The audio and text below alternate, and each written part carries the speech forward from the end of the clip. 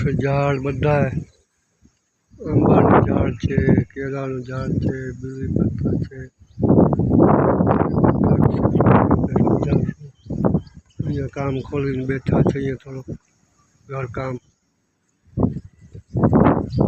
બીલીપત્ર વિશે સમજાવે. આંબાનું ઝાડ છે, લીંબુ છે, મીઠો લીમડો છે.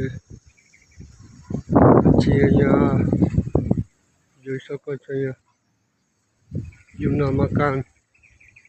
આ બીલીપત્ર વૃક્ષ છે. જય માં જવાસર શકો છો અહીંયા. જય માં અહીંયા થોડુંક કામ ખોલીને બેઠા છે. અહીંયા ગાયની વાછડી છે. અહીંયા વૃક્ષ બધા કણિયર છે, ચીકુ છે, સવર છે, આંબાના ઝાડ છે, જામફળ છે અને ચરોઠીના ઝાડ છે, જાંબુડી છે, કણિયરો છે, સરગવા વાવ્યા છે, કેળામાં ફાલ આવ્યો છે. આપ જોઈ શકો છો. બીલીપત્ર વિશે થોડીક વાત કરવાની છે. આપણે આ બીલીપત્ર છે, આપ જોઈ શકો છો. અહીંયા સુકાઈ જાય પછી હાલે નહીં. આ લીલા આવી રીતે હોય ને, આ ટાઈપના તો હાલે.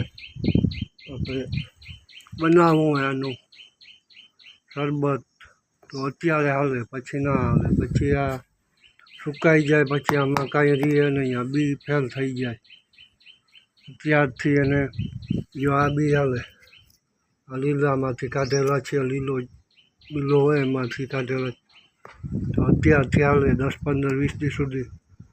પછી ના હાલે. પછી આ બી ઓટોમેટિક એના ઓલા થઈ જાય છે. એટલે આમાં ફેરફાર થઈ જાય છે. એટલે આ અત્યારથી શરબત એનું તમે યુટ્યુબમાં સર્ચ કરજો. એટલે આમાં કેવી રીતે કેટલી વસ્તુ શરબતમાં પડે છે એ ખબર પડી જાય.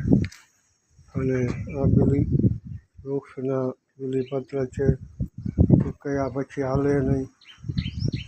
લીલા હોય પછી એનું બી નીકળે, એમાંથી એના વૃક્ષ થઈ શકે છે. અને